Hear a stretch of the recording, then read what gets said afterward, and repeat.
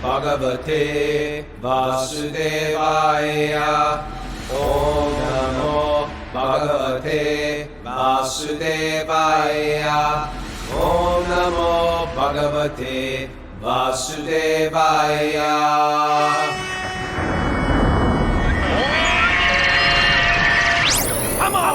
Live from Super Soul Farm. This is our Wisdom of the Sages Daily Yoga podcast with your host, Raghunath, and co-host and senior educator at the Bhakti Center, Kaustubha Das. Welcome to the show. This is our show where you can come and you can take shelter. This is our shelter. We take shelter in spiritual truth. We apply them to life. Kaustubha, how are you doing? I'm doing wonderful, Raghu. It's great to be here with you. It's great to be here with 99 participants on Zoom. 99 participants. Very cool. Room for one more to squeak in. Squeeze in the room. That's exciting. And if you want to be that one person, because I think it's first come first serve with Zoom. If you want to get on it, you just write to Mara, our executive producer, extremely educated executive producer. You can write her at wisdomofthesages108@gmail.com, and she will give you the secret Zoom code to join us. And then you're with us. You can also ask a question for Question Day. Yesterday was Question Day because today's Friday. We're diving back into the Srimad Bhagavatam today. How's Manhattan right now? It's very quiet. It's the quietest I've ever seen it. Wow. Which is, in one sense, it's almost kind of nice. I mean, there's something nice about it, but it's the thing about the canals in Venice. You can see the fish. It's dolphins. They got dolphins there and stuff, from what I've heard. Yeah. The whole world's like at a reset right now. Not doing anything. Up here, it sort of seems like business as usual, you know. That's thinking you got a big farm there. You can run out and. We're running around. The kids are playing on the trampoline. It's business as usual, except because you haven't left your property. Because I haven't. Yeah. I'm going to ask people, and so if you're new to the show, welcome. I'm going to ask. I mean, a lot of you guys know me. Either like from. I'm no stranger for a lot of you guys, so I'm going to ask you to extend a little trust. I'm not just like a creepy guy pulling over on the side of the car. Hey, jump in the car. It's cool. Hang out with me. I've known you for, some of you I've known for like 30 years through my music. You grew up listening to one of my bands. Some of you I've known through the martial arts community, and that you know me because I was a flexible martial artist due to yoga. Some of you known me just through this Joe Rogan podcast. A lot of you guys have joined through Joe Rogan, our show. And you thought, well, he's speaking something truthful. I like spiritual things. I want to listen in. I'm going to ask you to extend a little trust. The message I've been teaching with all my ups and downs I probably had in my life, I've been generally moving forward in the same direction I have, at least for the last 30 plus years. I'm going to ask you to, it's like a puppy. You know these guys who own the puppy stores? Mm-hmm. They have this thing where they say, take the puppy home. Take that puppy home. It's like Friday and you're thinking, should I buy a puppy? And the guy goes, yeah, take the puppy home. And on Monday, if you don't want the puppy, we'll give you all the money back, no questions asked. You just take it home and see if you guys get along. Guess what happens Monday, Mara? You know. Are you texting people? I'm telling. Oh, it's okay. The microphone. Sorry. Guess what happens Monday? I apologize. You don't bring the puppy back. Yeah, no one brings that puppy back. No one brings that puppy back. I'm asking you, like a puppy store owner, take this Bhakti home with you. You might be like, I don't get it. Take it home with you. Try it on. See if it fits. Experiment with mantra meditation. Dive into the Bhagavatam with us every morning, right? Sing in a kirtan. Dance in a kirtan. Dancing is very powerful in a kirtan.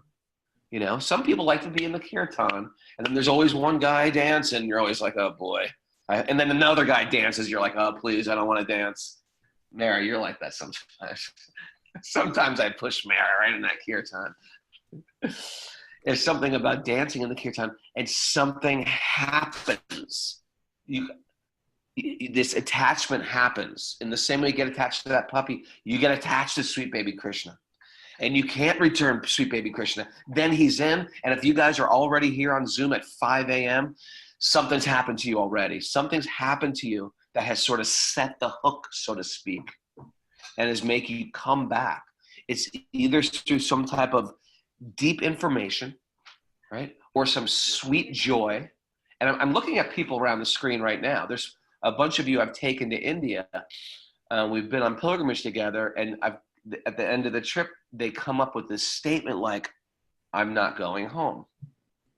I'm looking at Mallory, right? I'm looking at Mallory, and I remember the day she sat across from me in Vrindavan. She goes, I'm not going back. I'm not going to go back.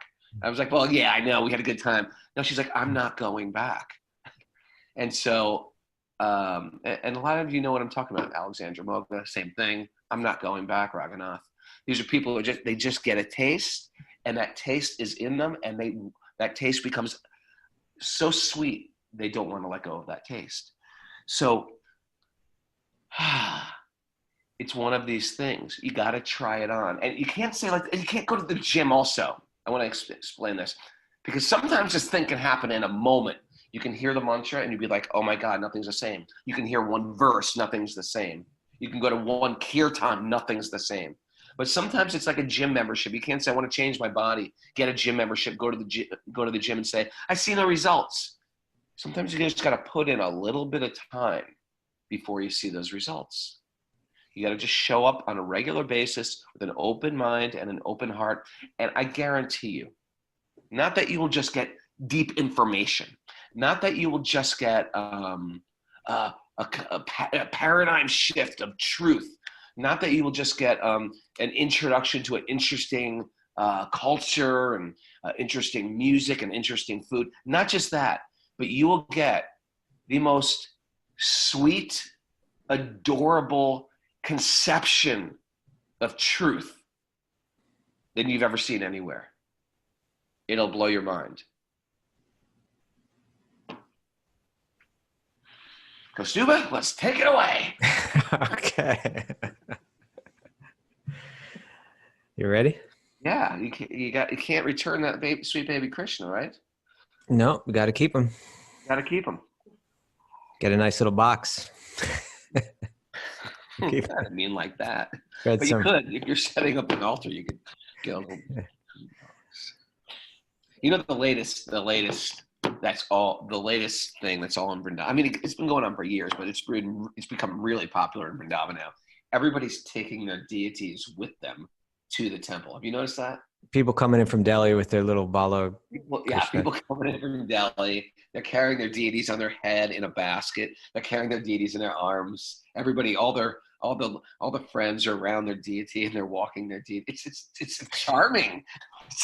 Where do you see that? Who does that? It's not a fear-based, and we're going to talk about this today too.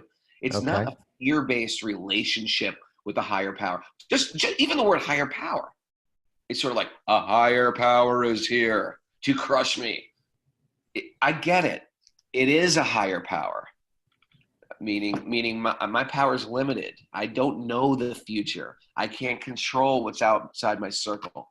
But it's a higher power in the most adorable, charming way. And that Kaustubha is going to also point out today that you can control the higher power.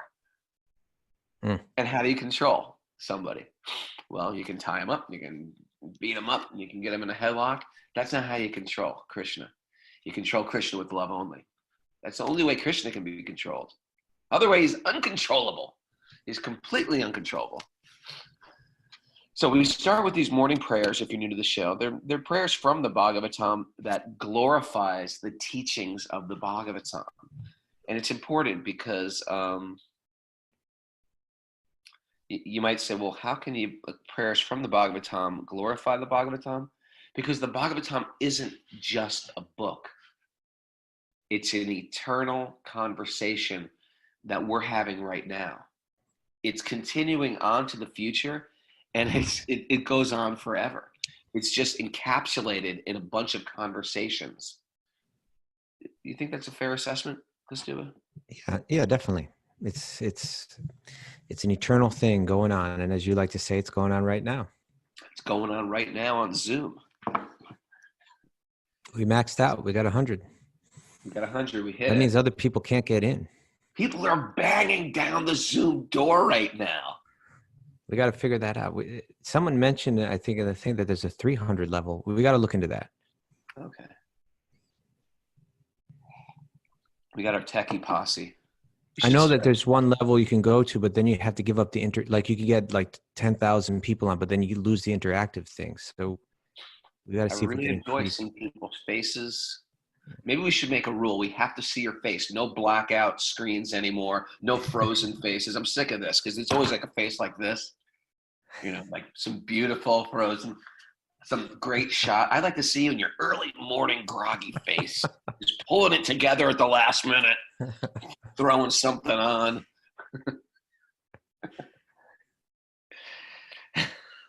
Okay. Narayanam namaskritya naram shaiva narotamam devim saraswatim vyasam tato jayam mudiraye. Before reciting the Srimad Bhagavatam, which is the very means of our conquest, one should offer respectful obeisances to the Supreme Lord Narayan. Unto Narayan Rishi, the supermost human being, unto Mother Saraswati, the goddess of learning, and unto Srila Vyasadeva, the author. Nasta prayeshu bhadreshu nityam bhagavat sevaya bhagavati utamashloke bhaktir bhavati naishtaki. By regular attendance in classes in the Bhagavatam and by rendering service to the pure devotee, almost all that is troublesome to the heart will become completely eradicated, and loving service to the personality of Godhead, who is praised with transcendental songs, will be established in the heart as an irrevocable fact. Om Gyana Tamarandasya Gyananjana Shalakaya Chakshurun Militam Yena Tasmai Shri Gurave Namaha. Can you please say the prayers slowly? Okay, I got the message afterwards. Sorry about that. By the way, if you're on our Zoom group, we also have a Discord group. It's group on top. And the Discord group, we have the prayers printed on there? Yeah. Okay, so the prayers are on. There's a channel on Discord that's just for prayers and mantras. Prayers and mantras. So it's there. Yeah, you get, you get to Discord by joining Patreon. We're really asking everything. All we want from you is your entire life and free time. That's all we want. So if you do like what we're doing, it really helps. You can support us at Wisdom of the Sages. No, you can support us at patreon.com/Wisdom of the Sages. And that's our Patreon group. You can donate anything, all types of currencies. We accept Thai baht, Deutschmarks, gold doubloons, pieces of 8, bitcoins,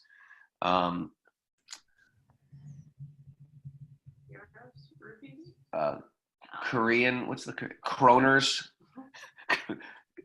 Swedish kroners. We got some Swedes out there. But basically, what we have done with Patreon, which is really quite wonderful, this incredible like online just like hangout space for people to exchange tons of information, and it's like a transcendental mall. It's become within 3 days. It's become out of control. Yes. So anyway, welcome. So let's dive into this beautiful thing. We're on Srimad Bhagavatam. Canto 1. Yeah, by the way, I'm doing Sweet Baby Krishna tonight. So if you're on Patreon, there'll be a link for Krishna book reading. Krishna book reading is the fascinating stories of young Krishna, young charming Krishna. And they read like, almost like, you know, Norse myths or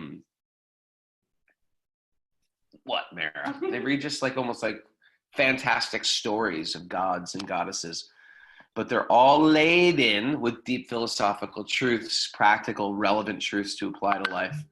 So join us on Zoom tonight via the Patreon account at what time? 7 p.m. At 7 p.m.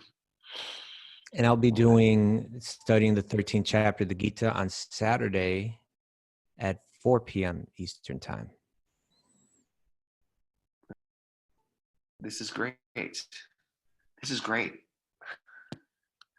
It's nonstop Hari Katha. Okay, so we are on Canto 1, Chapter 8, the Prayers of Queen Kunti.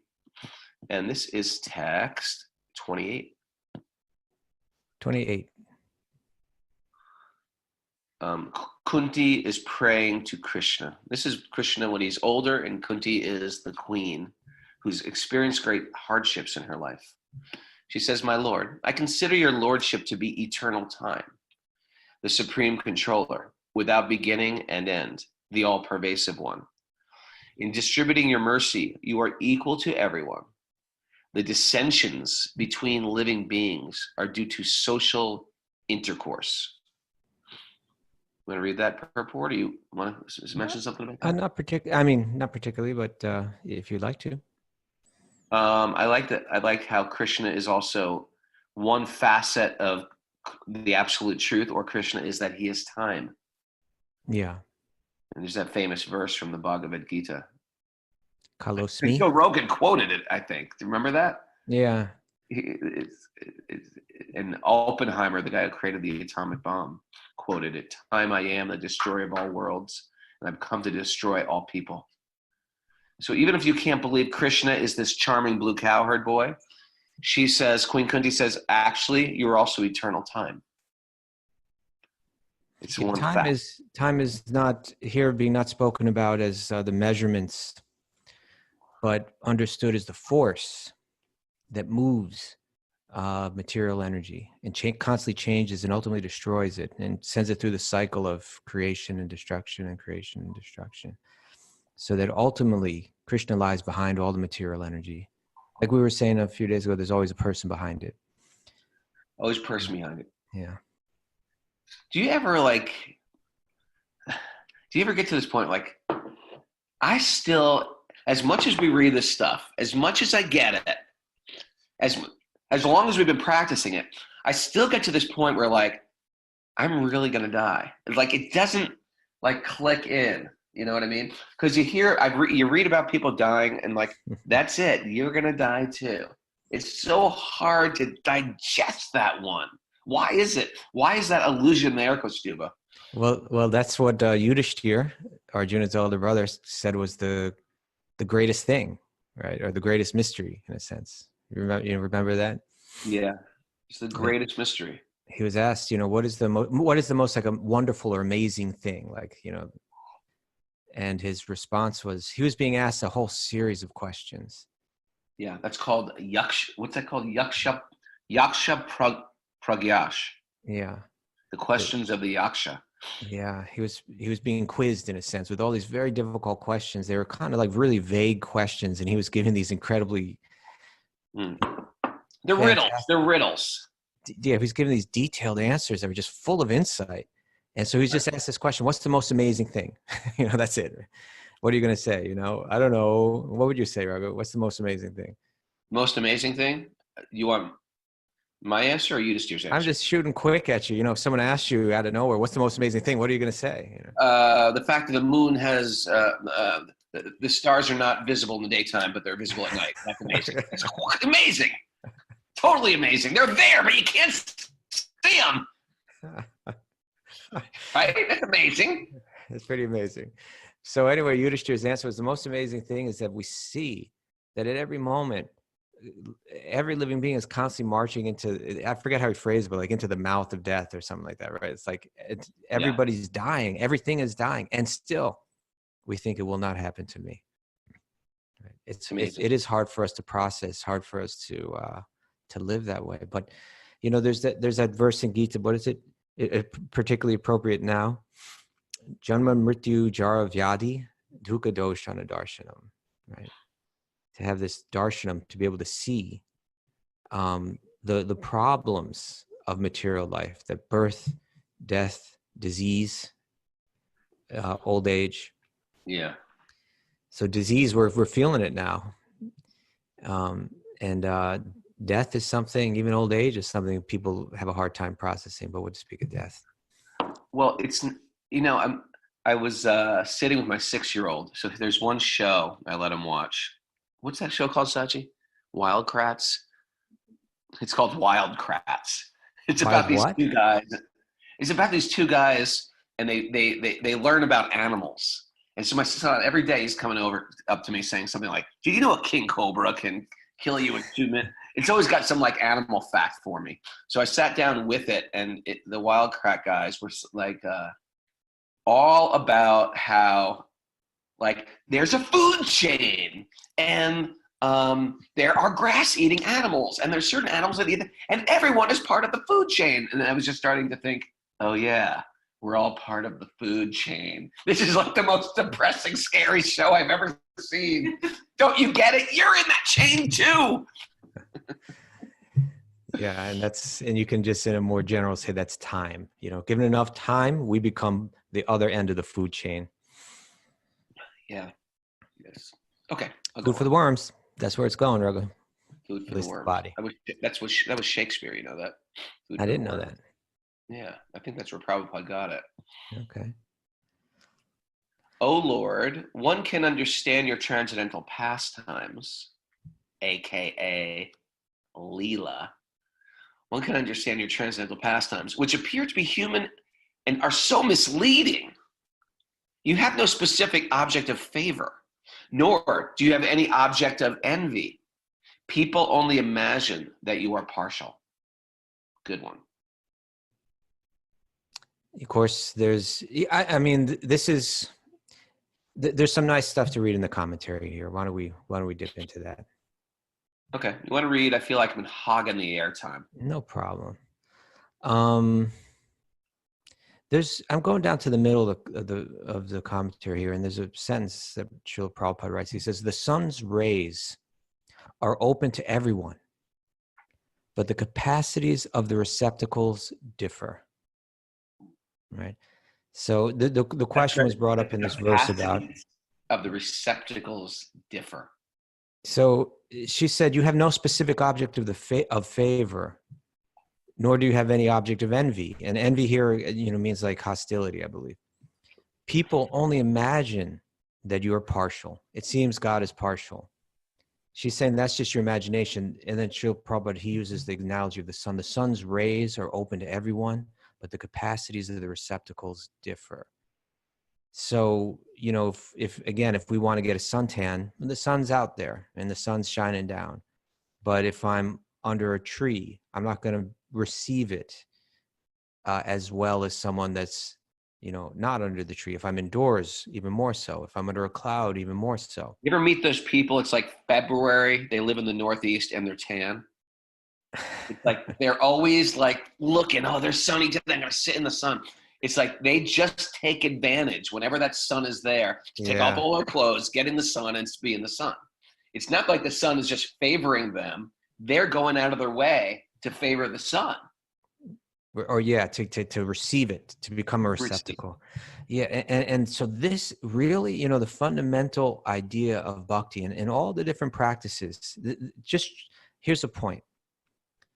That really the idea in yoga, and particularly in bhakti yoga, is that there are these very powerful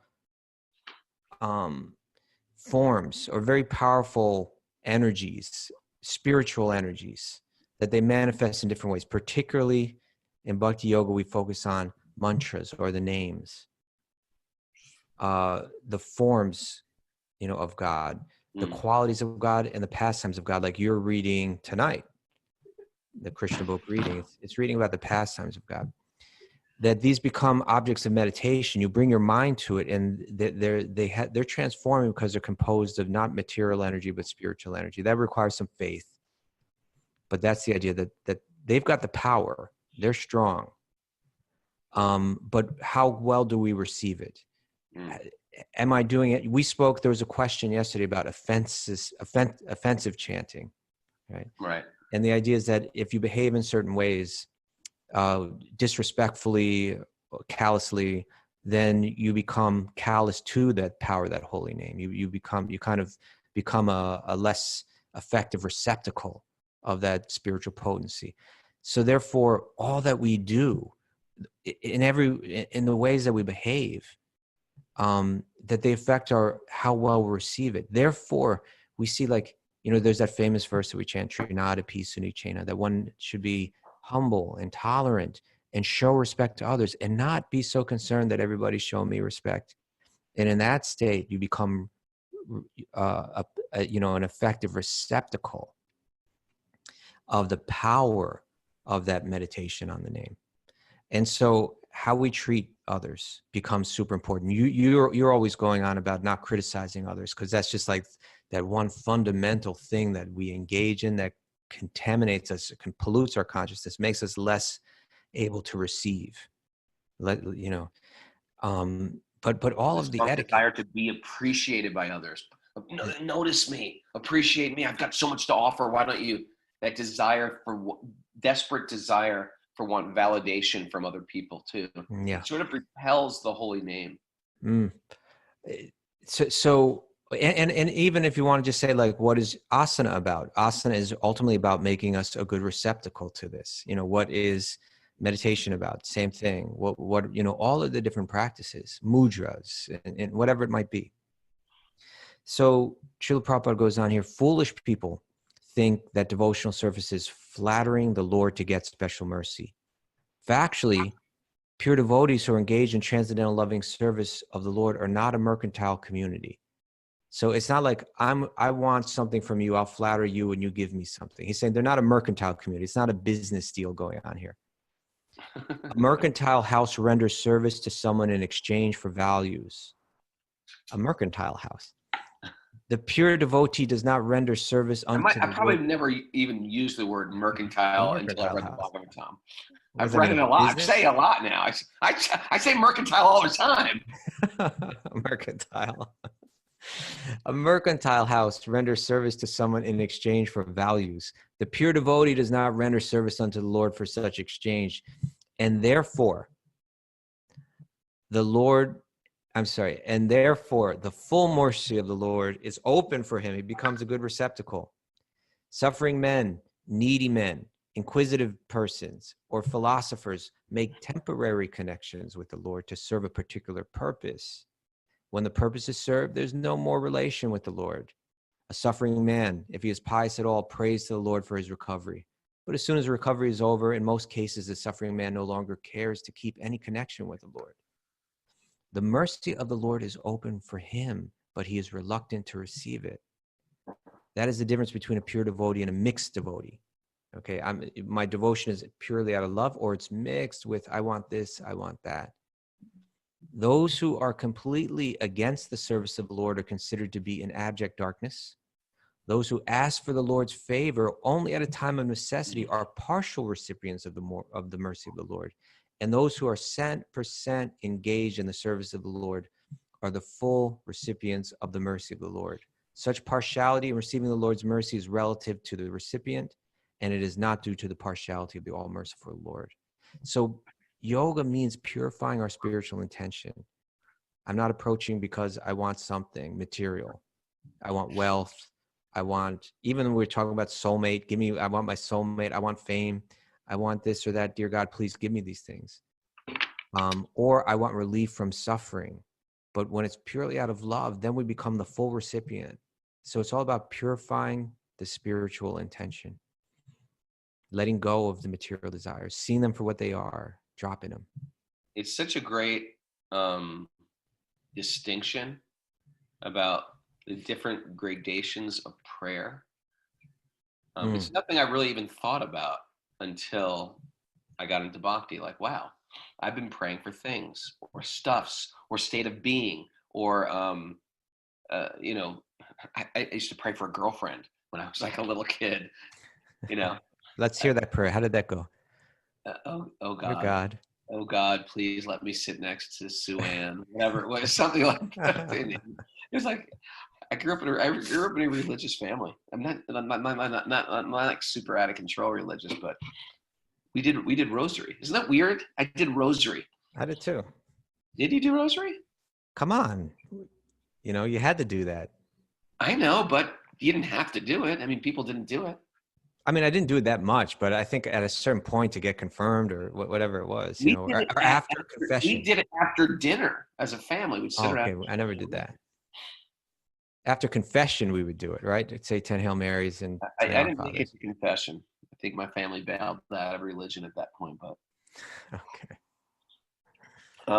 Anyway, back to mercantile. Okay, shall we go on? We got to start. No, I mean, I think that was interesting. Words. You were saying that there's different gradations of prayers. Yeah. And so the Bhagavatam is just laying out all these prayers that are coming from the pure bhakti level, where it's not give me this or give me that.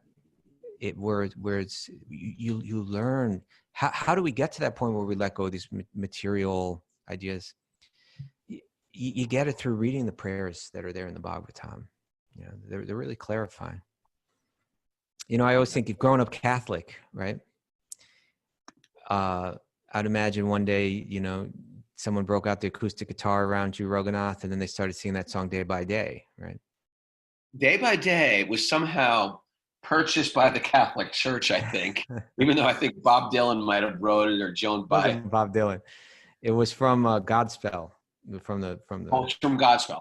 Right. Yeah. No, we went to there was a Catholic mass upstairs, regular Catholic mass downstairs. We sort of went to the folk, and that's where they had like 6 guys with violin or 6 guys with guitars, a spread of Dunkin' Donuts on the table.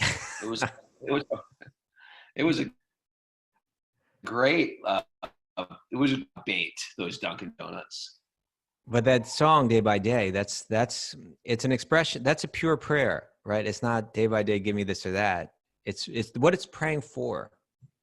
It's on the level of bhakti. Are you about to do a purport for Godspell right now? I thought you and I could sing it. You know, I've got some sad news for everybody. I know every song and every word from Godspell.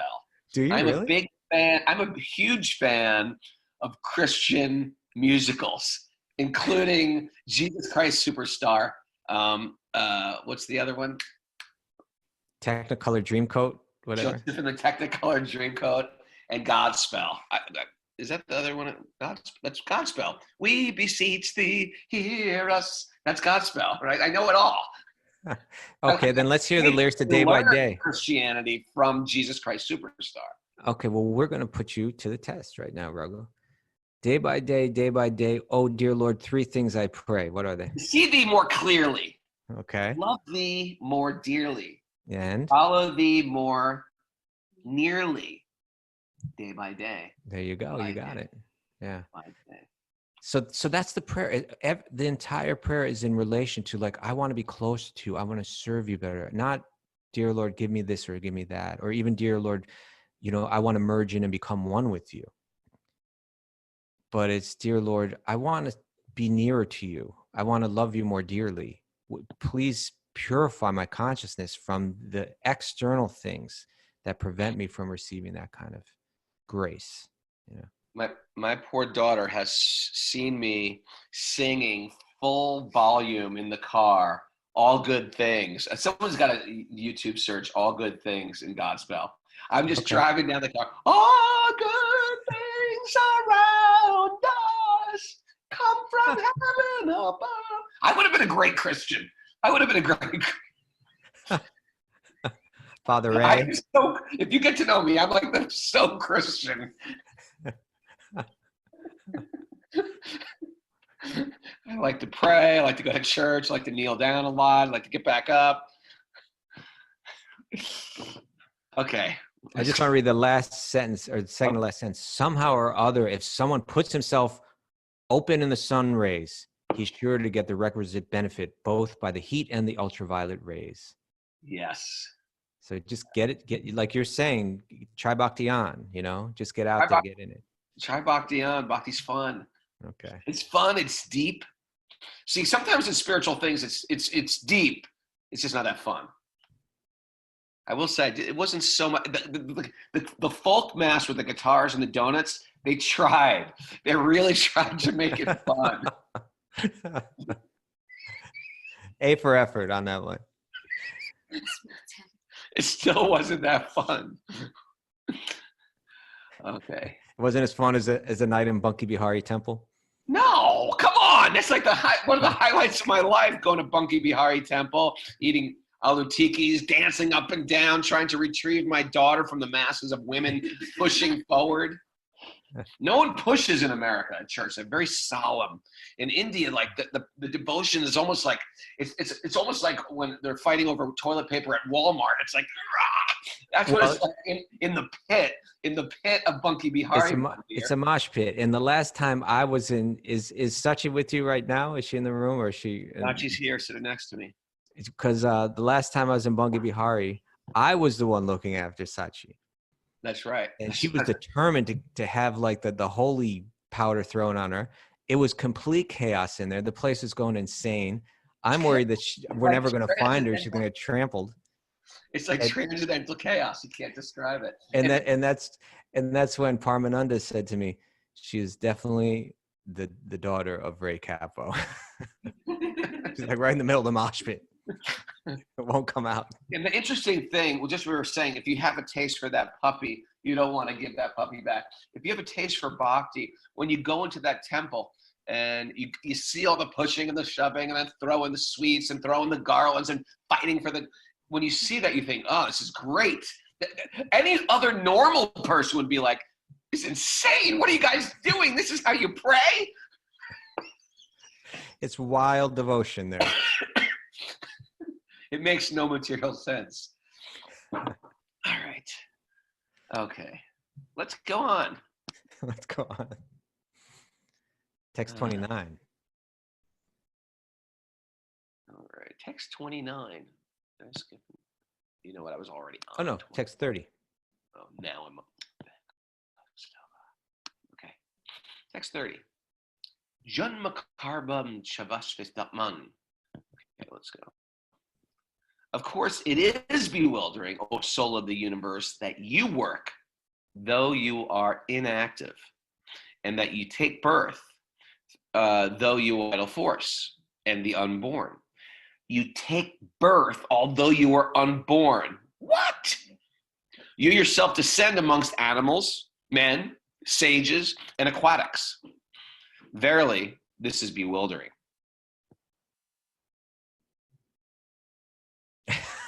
Okay, what does that nod mean? That nod was like I was waiting for you to dive in with some deep information. She's praying that no one can fully understand her. You know, she prayed for the calamities in life, and then she went on to say, you know, because those calamities, you know, when life is rough, we think of you more, and I feel your presence more fully. And then she goes on to say that actually those that are going through that in life, they own you. They're your property. And you're so merciful to them. But it's not just that you're merciful. It's not that you're choosing favorites. It's that they're completely taking shelter of you. That's why they're merciful. And they accept that in one sense you're like inconceivable. So she's saying, you know, you appear to be human, but you appear in all these different forms. You know, you appear to be partial, but you're not. You appear to be inactive, but you take birth. You do work, but you appear to be inactive. You take birth in all these different forms. And that's talking about the avatars, you know. Okay. Animals, man, takes birth as Narayan Rishi, takes birth as Ram, takes birth as Kurma, Matsya. Turtle, fish. Turtle, fish. Yeah. Okay. Text 31 now this one's full of rasa, Raghu. There's a whole commentary on this one that's worth diving into. My dear Krishna, Yashoda took up a rope to bind you when you committed an offense, and your perturbed eyes overflooded with tears, which washed the mascara from your eyes. All the little children in India wear this kajal. It's like little mascara on their eyes. And you were afraid, though fear personified is afraid of you. How can this be? You are afraid. The Supreme Lord, the Supreme Controller, your higher power is afraid of you, Mother Yashoda. And you were afraid, though fear personified is afraid of you. This sight is bewildering to me. How could the Supreme Lord, the higher power, the good one, Allah, the one who gives life, every concept of higher power. Why? Because we're dealing with not just the all-powerful, but the all-powerful. We were saying yesterday, it's like, or the other day, we mentioned like, imagine leaning against a bookcase in your house, and you never knew it. And then all of a sudden, you move one book, and the whole bookcase opens up, and there's a whole secret room in your house you never knew existed. So what we're doing is we're going into like these inner secret places of higher power, of truth, where there is a concept of truth with form, personal form, charming, adorable personal form, that even feigns fear, right? Feigns Or fear. not even feigns, but experiences fear. Why would God? Okay, so here's a question. Why would God want to feel fear? God is fearless. He's feared by fear personified, it says in the verse. Why would God want to feel fear? Well, let's read the commentary, Raghu. Why don't you read? Here's another explanation of bewilderment created by the pastimes of the Supreme Lord. The Supreme Lord is the supreme in all circumstances, as already explained. Here's a specific example of the Lord's being supreme, and at the same time, a plaything in the presence of his pure devotee. The Lord's pure devotee renders service unto the Lord out of unalloyed love only. And while discharging such bhakti, the pure devotee forgets the position of the Supreme Lord. The Supreme Lord also accepts the loving service of his devotees more relishably when the service is rendered spontaneously out of pure affection, without anything of reverential admiration. So God prefers that the reverence, dear God, you are great. That's fine. It's appropriate. But what moves him still more is when your devotion is so deep, and you can't imitate this, but when your devotion is so deep that you love him in a more intimate way. It's just as if you're dealing with a very, very important person, maybe your boss, or maybe your boss's boss, or some type of like state official, the mayor. Somebody comes and you have welcome. We're honored to have you here. Please sit down. Would you like something to drink? And there's very appropriate ways to have that relationship. Then there is that same person, like sometimes a sport. Sometimes some people know a celebrity, a sports star or a music star. You've heard about him, but imagine if that celebrity said, "Hey, I want to come over to your house. I want to come over to your house," and you invite him over, and you're a little kid or something. He puts you on his lap, gives you some present. When you get that intimate form, would be past all the crowds of people, past when you're sitting up in the grandstands or the bleachers watching this person, and you're actually having an intimate relationship. This is the relationship the Bhagavatam is pushing. This secret chamber, this God off duty.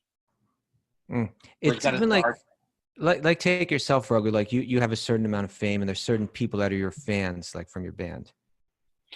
And I'd imagine sometimes you meet them, and naturally, they're kind of like, oh my God, I'm meeting him.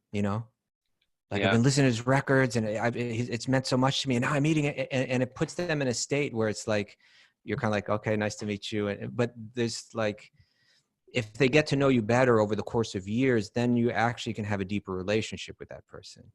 Right. But while it's still a relationship of respect, and it's appreciated. It's intimate. It's intimate. Yeah, and so what to speak of God? He prefers that people forget that he's God, because he exists solely for love.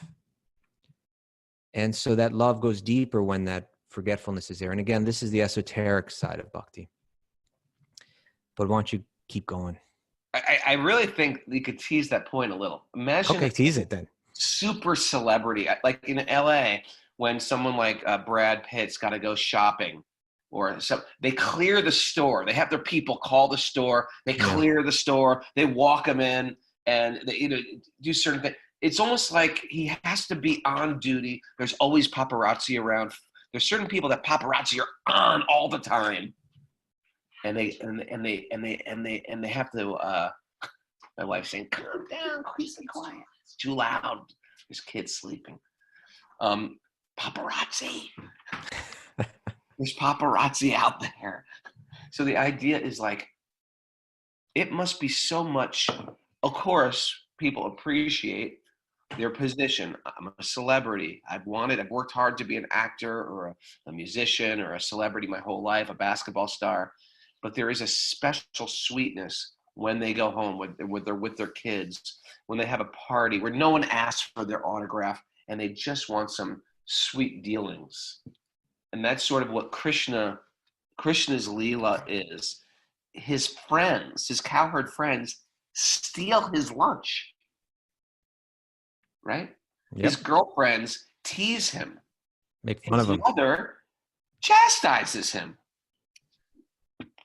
And he cries. And he cries. Yeah. You only hear about his girlfriends fall in love with him romantically. His good friends like jump on his shoulders, and they say, "Hey, Krishna, get on my shoulders." That's not something you would, you wouldn't say, "Brad Pitt, get on my shoulders," unless you're good friends with Brad Pitt. Then you might say it. The Prabhupada says here, right. He says, so this picture of Krishna being punished by his mother out of love, it said that she binds him with her devotion, that she was able to tie him up because he was misbehaving. But it's not the rope that she's tying with him, but it's her love that's capable of conquering the Lord, conquering God. Bhakti, pure love, conquers God even. And it says this picture of the Lord, this picture that he's crying and afraid of his mother because her love is so deep that this intimacy is taking place. This picture of the Lord is adored by Kunti Devi, the queen who's praying now, because she is conscious of the Lord's supreme position. He is feared often by fear personified. I mean, he's that powerful. He's time. He's, the cycles of the universe are controlled by him. Yet he is afraid of his mother, who wanted to punish him just in an ordinary manner. Kunti was conscious of the exalted position of Krishna, whereas Yashoda was not. Therefore, Yashoda's position was more exalted than Kunti's. Mother Yashoda got the Lord as her child, and the Lord made her forget altogether that her child was the Lord himself. If Mother Yashoda had been conscious of the exalted position of the Lord, she would certainly have hesitated to punish him. But she was made to forget this situation because the Lord wanted to make a complete gesture of childishness before the affectionate Yashoda. This exchange of love between mother and the son was performed in a natural way. And Kunti, remembering the scene, was bewildered, and she could do nothing but praise the transcendental maternal love. Indirectly, Mother Yashoda is praised for her unique position of love, for she could control even the all-powerful Lord as her beloved child.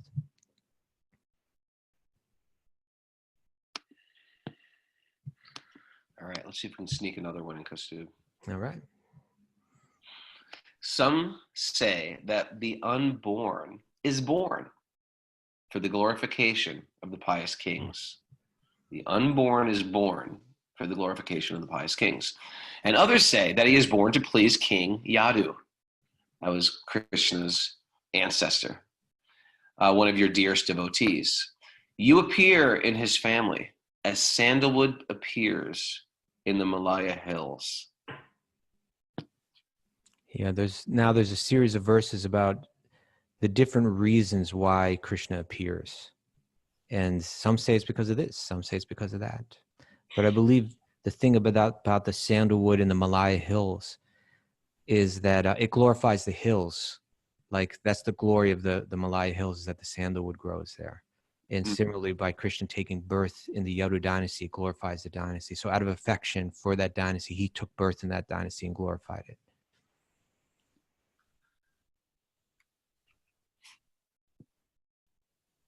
I'm trying to find. I want to do. It's too late to do some wiki searches on sandalwood, but it's an interesting thing. Sandalwood. Okay. Therefore, it's hard to get. You can't get real. It's like expensive. It's like the origins of perfume. Every stuff in India. Okay. I told you about the musk I got from Indrajumna Swami. Yeah, you did. It's illegal to get real musk now. You can't get musk because I think the British slaughtered all the deer, so they made it. But the sadhus, there was an ahimsa way to gather musk. They'd catch the deers and they'd put a little spoon in and get the musk out. And so Indrajumna Swami gave me this musk. He's like, "Have you ever had real musk?" I said, "No." And he was doing puja, and he put this musk. He goes, "It's from 1934." It's like this tiny little bottle. And to smell real musk is incredible. But anyway, sandalwood, same thing.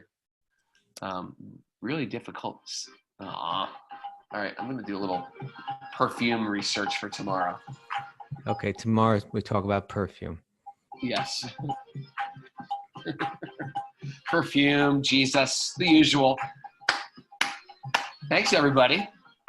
Thanks to everybody if you're listening to us on Apple Podcasts or Spotify or YouTube. Welcome.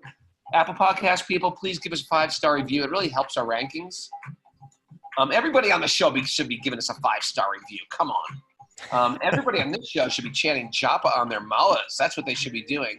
Put a little time aside today. You got plenty of time. You're quarantined.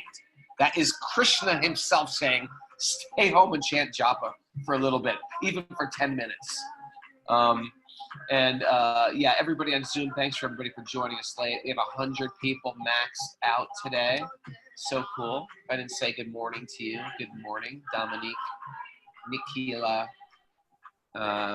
AJ Sullivan, Susan Mason. I can't remember who I said hi to, but it's time.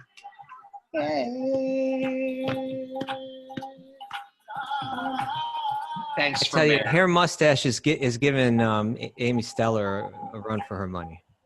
Where's Hair Mustache? Oh, Amy Stellar. It's Amy Stellar. It's not a competition, but it's totally a competition. If you want notes of these classes, all the notes are taken by Katie Bell, and they're available through Patreon on the Discord app. Uh-oh. Her son's getting woken up. He's waking up her kid.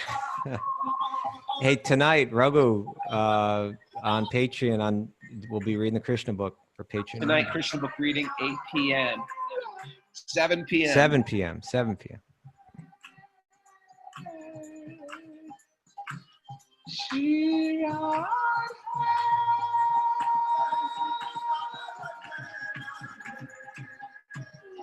Thanks, Sachi. Good morning, Sachi.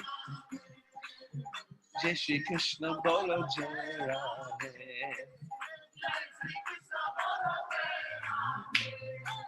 Katie Bell and Amy Stellar, they're the ones who are like going to pull you into the kirtan where you don't want to dance. Watch out for them. Oh, we got Surya Radhika watching today. I don't think we're allowed to say where she's from, are we? No. Say nothing. Robin Shaver, Lake Placid, good morning. Sings from California. Changed me up. I thought she was from the Punjab. You just like saying the Punjab. I just like saying the Punjab. Yvette, good morning.